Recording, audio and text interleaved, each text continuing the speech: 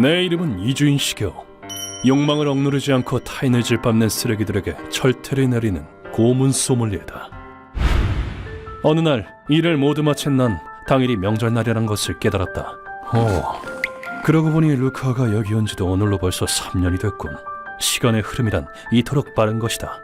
고문 어시스턴트로서 제자로 들어와 지금까지. 고문실은 늘 깨끗하게?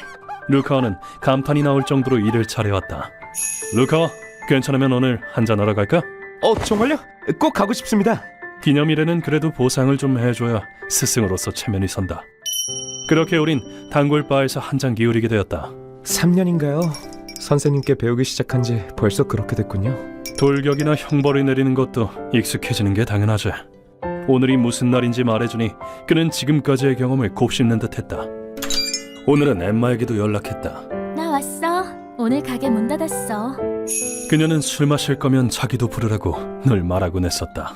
아저씨들끼리 마시면 술자리가 무슨 재미겠어? 그렇긴 하지. 엠마 씨랑 마실 수 있다니 완전 럭키예요. 엠마는 신기한 여성이다. 언뜻 보기에는 고고한 꽃송이 같지만 그러면서도 따뜻하게 감싸주는 듯한 다정한 분위기를 풍긴다. 루카를 알게 된 사건은 지금도 선명하게 기억하고 있다. 그때 선생님이 절 걷어주시지 않았다면 저는 분명 살해당했을 거예요. 참혹한 사건이었지. 네가 죽기 살기로 범인을 찾는 것도 당연해. 마침 좋은 기회다. 당시에 있었던 일이 되짚어보겠다. 3년 전 오늘 내 사무실에 갑자기 나타난 피투성이 청년. 아니, 무슨 일이지? 당신이 이주인 씨 맞나요? 그게 바로 루카와였다. 심각한 출혈. 당신에게 부탁하면 대신 복수해준다고 들어서 왔습니다. 몸에 있는 상처는 전부 심각하다. 모든 상처에는 사리가 깃들어 있었다. 제대로 찾아왔군.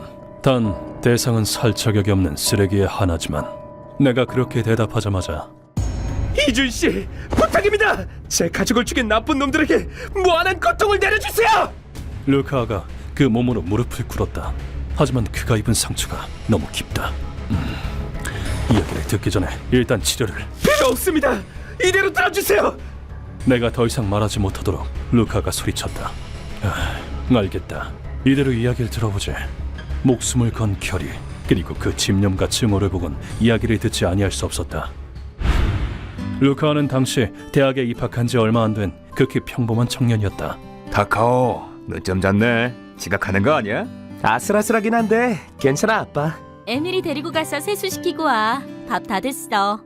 그리고 그에게는 부모님, 그리고 나이 차이가 많이 나는 여동생이 있었다. 아버지는 엄격하지만 다정한 사람이었고 동생 에밀리는 눈에 넣어도 아프지 않을 정도로 귀여웠다. 잘 다녀와. 다들 조심하고. 오늘은 빨리 올게. 그리고 어머니 리에코 씨는 루카와의 자랑이었다고 한다. 리에코 씨는 나이가 들어도 생기 있고 아름다운 그리고 다정한 사람이었다. 리에코 씨, 미안하네. 뭘요? 저 그렇게 안 보여도 힘 진짜 세거든요. 곤란한 사람이 있으면 망설이지 않고 손을 내미는 성격이라 그녀는 동네에서도 인기가 많았다. 루카와는 그 성격을 그대로 닮았었다. 미안해. 담당도 아닌데 도와줘서. 신경 쓰지 마세요. 이벤트는 다 같이 만드는 거니까요. 그리고 그는 그걸 자랑스럽게 생각했다고 한다. 루카와는 그런 훌륭한 어머니에게 어렸을 적부터 이렇게 들으며 컸다. 카카오, 웃는 얼굴이 마음을 움직이는 거야. 힘들고 괴로울 때야말로 웃어 보이렴.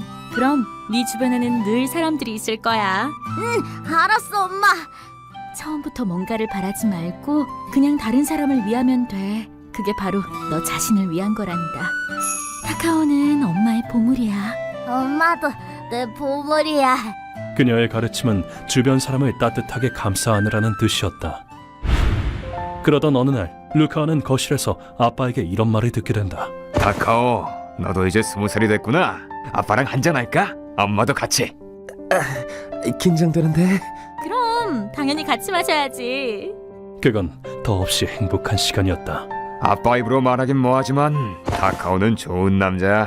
며느리는 엄마 같은 미인으로 데려와야 한다. 어머, 카카오가 좋다면 엄마는 누구라도 대환영이야. 너랑 술도 마실 수 있고 아빠 정말 행복해. 당신 취했어요. 루카와에게 가족은 보물 그 자체였다. 바로 그 다음 날이었다. 이게 뭐야? 수업을 마치고 밤에 집으로 돌아온 루카와를 기다리고 있었던 건 현실이라고는 생각할 수 없는 생지옥 같은 광경이었다. 아니, 뭐야 이거? 집에 왜 불타고 있는 거야? 그의 집이 붉게 타오르는 화염에 휩싸인 것이다. 한동안 멍해 있던 그는 위험을 무릅쓰고 집 안으로 뛰어들어갔다. 다들 어디 있어? 엄마, 아빠는 에밀리는 무사한 거야? 아, 거짓말. 이건 그리고 거실에서 그의 눈에 들어온 건 지옥보다 더한 광경이었다. 아빠, 엄마, 에밀리! 이게 뭐야? 이게 뭐냐고! 사랑하는 가족 3명이 비투성이로 거실 바닥에 널브러져 있었다. 세 사람은 이미 세상을 등진 상태였다. 아, 거짓말이야, 엄마. 뭐야 이게? 타오르는 불 속이었는데도 어머니 쇳덩어리처럼 차가웠다. 아니 사람이 있다. 여긴 위험해. 곧 무너질 거야. 밖으로 나가야 돼. 선배, 이 세 사람은 이미 싫어. 나는 가족 옆에 있을 거야. 안 돼. 이제 집이 무너질 거야. 너라도 살아야지. 시간이 없었다. 소방대원은 루카를 살리는 걸 우선시했다. 두 사람이 함께 루카를 집 밖으로 끌어낸 그 순간 아빠, 엄마, 에밀리! 안 돼. 너라도 살아야지. 집은 완전히 무너져 내렸다. 그 광경을 본 루카는 미칠 것만 같았다. 불은 날이 밝아올 때쯤 수그러들었다. 뭐냐고? 불에 탄 잔해에서 가족 3명의 시신이 발견되었다. 그리고 부검 결과가 나왔다. 동생분은 가슴, 아버님은 심장 부위에 자상, 그리고 어머님은 전신에 10군데의 자상이 있었습니다. 대체 누가 이런 짓을? 역시 3명은 불이 나기 전에 누군가에 의해서 살해당한 것이었다. 화재가 난 것도 증거인멸을 위한 방어였다고 판단한 경찰은 수사를 시작했다. 누구냐? 절대 용서하지 않겠어. 이 원수는 반드시 갚는다. 가족 모두를 잃은 루카와 안엔 미칠 듯한 슬픔과 증오만이 가득했다. 타카오, 웃는 얼굴이 마음을 움직이는 거야. 힘들고 괴로울 때야말로 웃어 보이렴. 그렇게는 못하겠어. 엄마, 난 괴물이 될 거야. 어머니가 해준 그런 말은 어둠 저편으로 사라졌다. 믿을 건 경찰 하나였지만 어찌된 영문인지 전혀 움직여주지 않았었다. 벌써 4개월이나 지났어요. 왜 아직 단서 하나 안 나오는 겁니까? 아니, 그게 집이 다 탔잖아요. 증거가 전혀 남아있지 않거든. 이 사건은 아무래도 어려울 것 같아요. 그때 루카와는 흔들리는 경찰관의 동공을 놓치지 않았다. 야, 이 자식아! 눈빛은 왜 흔들리는 건데? 장난치지 마. 제대로 수사하란 말이야. 으아, 뭐야 이놈! 분노가 폭발한 그는 경찰 멱살까지 잡고 말았다. 결국 루카와는 공무집행 방해죄로 체포되었다. 경찰의 대응을 보고 루카와는 깨달았다. 뭔가 꿍꿍이가 있어. 이놈들은 못 믿겠어. 경찰에 대한 신뢰는 이미 사라졌다. 석방된 뒤 루카와는 학교를 자퇴했다. 가족의 원수를 갚지 않으면 내 인생은 없어. 그리고 부모님의 유산을 전부 사용해서 혼자 사건을 조사하기 시작했다. 하지만 몇 개월이 지나도 루카는 실마리도 잡을 수 없었다. 진짜 이렇게 큰 사건인데 왜 정보가 하나도 없는 거야? 그래도 그에게 포기란 없었다. 이 탐정 사무소는 실력이 좋다고 들었습니다. 저를 좀 도와주실 수 있을까요? 경찰도 두 손 든 사건이라면 저희도 어려울 것 같습니다. 그러나 그 집념 덕에 진실로 가는 문을 열게 된다. 어느 탐정 사무소에 나서기 전 사장이 이런 말을 한 것이다. 탐정들 사이에서 도는 소문입니다만 이 동네에는 뒷세계에 속한 정보상이 있다고 합니다. 뒷세계 정보상 대단한 사람인가요? 경찰도 못 찾는 범죄의 소재지를 알고 있기도 하답니다. 그 말은 그에게 암흑 속 한 줄기 빛이었다. 그때부터 루카는 정보상을 찾아 헤매기 시작했다. 실례합니다. 정보상에 관해 뭔가 아는 거 있으세요? 정보상 30만엔 주면 조사해볼게. 뒷세계에 뛰어들어 일부러 위험해 보이는 인물에게 말을 걸곤 했다. 물론 그건 위험이 따르는 행위였다. 돈을 냈는데 왜 아무 정보도 안 주는 거야? 뭐라고? 얘 성의가 어따 대고 대들어! 제발로 못 걷게 해주지. 때로는 속아서 폭행당하기도 했다. 하지만 그런 아픔은 가족을 잃은 지옥의 고통에 비하면 아무것도 아니었다. 뭐야 이 자식! 부탁이야, 알려줘. 정보상은 어디 있는 거야? 가족의 원수를 갚아야 해. 미친놈 아니야 이거? 그래서 그는 상처투성이가 되어도 계속 파헤쳤다. 그렇게 몇 번째인지 또 두들겨 맞아 기절해 있을 때였다. 당신 아주 엉망인데 괜찮아? 안 괜찮아 보이네. 쓰레기장에서 루카와를 발견한 엠마가 말을 걸었다. 루카와한테 사정을 들은 엠마는 정보상에게 그를 소개해 주었다. 당신이 정보상인가요? 내가 바로 네가 찾던 정보상이야. 전직 카오 대학 2학년 루카와 타카오. 뭐지? 그 정보상은 모든 것을 꿰뚫어보는 듯한 신비로운 아우라를 내뿜고 있었다. 당신 가족을 죽인 건 토지카라는 남자야. 그리고 사건에 대해서도 알고 있었다. 토지카? 직장에서 너희 어머니한테 작업 걸던 도련님이지. 그 토지카는 어머니 리에코 씨가 다니던 직장으로 전근해온 임원이었다. 미무라 씨, 다음 주 수요일 시간이 있어? 그날은 남편이 없으니까 괜찮아요. 유부녀를 좋아하는 놈은 자신의 지위를 이용해서 수많은 직원에게 수작을 걸곤 했다. 토지카는 대형 슈퍼체인 사장 아들이었다. 하지만 돈으로 산 한구레와 어울려 다니는 등 행실이 매우 나빴다. 부탁이다. 임원 시켜줄 테니까 좀 어른스럽게 굴어봐. 알겠다니까.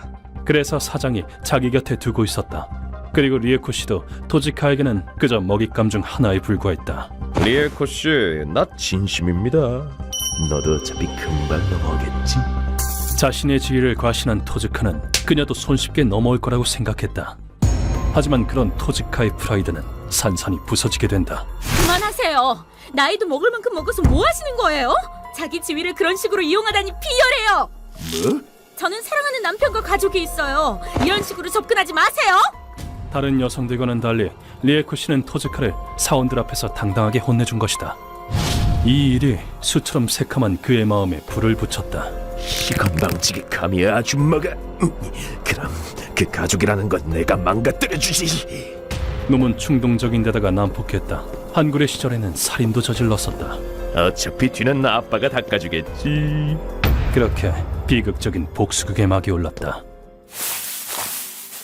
토지카는 루카안의 정원에 있는 창을 깨고 난입했다. 당신은 토지카 씨?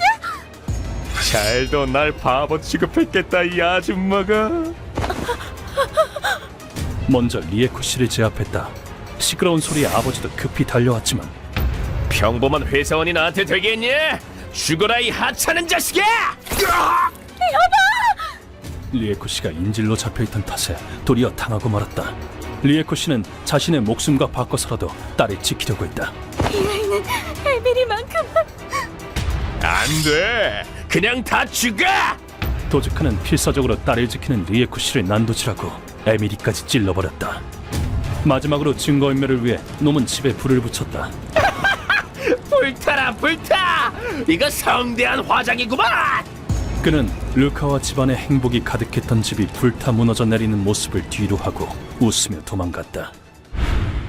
경찰이 움직이지 않는 건 도즈카 부친이 재계에 미치는 영향력이 크기 때문이야. 그 쓰레기는 그걸 믿은 거지. 그렇게 말하며 정보상은 루카에게 자료를 건넸다. 자료를 삼킬 듯한 기세로 살펴보는 루카와 그리고 그 직후 그는 불꽃 같은 분노를 품고 내달렸다. 감히 우리 엄마 아빠를, 에밀리를! 잠깐만. 저 녀석 큰일 치르겠는데? 분노와 증오를 내던지려 토즈카가 있는 곳으로 향한 것이다. 타이밍이 나빴던 건 자료에 토즈카에 관한 정보가 쓰여 있었던 것. 도즈카! 그렇게 루카와는 뒷세계로 되돌아간 토즈카와 노메 아지트 건물 2층 복도에서 마주치고 말았다. 당시 루카와는 일개 대학생. 뭐야, 이 애송이는? 어딜 토즈카 씨한테 더러운 손을 대려고 해! 하지만 놈이 고용한 뒷세계의 암살자가 있었다. 루카와는 순식간에 몸통에 십자가 모양의 상처를 얻었다. 토즈카 씨, 어떻게 할까요?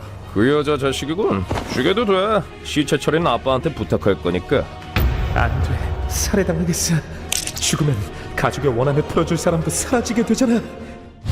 죽음을 확신한 루카와는 도망쳤다. 애성이 도망가게 될 것 같냐?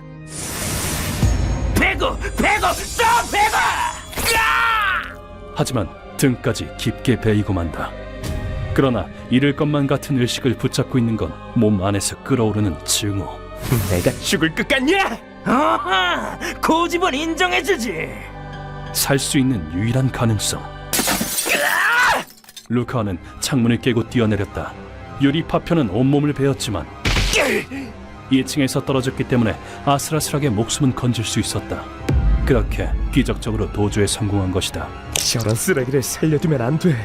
하지만 난 놈을 이길 수 없어. 그럼 이길 수 있는 사람에게, 놈을 처단할 수 있는 사람에게. 그를 움직이게 한 건 강렬한 분노. 그렇게 병원에 가지도 않고 자료에 있던 내 사무실로 바로 찾아온 것이다. 밑도 끝도 없는 소린 거 아주 잘 알고 있습니다. 하지만 당신 말고는 부탁할 수 있는 사람이 없습니다. 제발 가족의 원한을 풀어주세요. 그리고 루카가 피를 토하며 혼을 다해 소리친다. 아빠도 엄마도 나쁜 짓은 아무것도 안 했어. 그리고 에밀은 아직 7살이었다고. 다 같이 행복한 일만 남았었는데, 내 보물이었는데 그런 쓰레기에게 살해당하다니 용서 못해! 그 외침에 담긴 건 도즈카와 무력한 자신을 향한 분노와 징후였다. 이 떨리는 손에 뿌리친다는 건 불가능했다. 잘 알았습니다. 당신의 분노, 이 이주인이 맡겠습니다. 감사합니다. 가족과 함께 살고 싶었어요. 갈 곳 없는 원한을 풀어준다. 그것이야말로 고문 소믈리에의 사명이니까. 못난 욕망을 여성에게 표출하고 거절당하면 가족까지 죽인다라. 살 자격이 있을 리가 없지. 그리고 편히 죽을 권리도 없어. 온몸의 살을 썰어내서 연옥의 고통을 선사해주지. 가족이 겪은 고통을 억만 배로 이 이주인이 니놈에게 새겨주마. 다음 편, 이주인이 분노로 눈이 뒤집히다. 타카오, 힘들고 괴로울 때야말로 웃어 보이렴. 웃을 수 있을 리가 없잖아. 그런 건 무리라고, 엄마. 쓰레기 같은 놈 때문에 가족을 모두 잃은 루카를 위해서. 그렇다면 난 괴물이 되겠습니다, 이주인 선생님. 이 문은 너에게 있어서 마계로 들어가는 입구다. 루카와 시작해!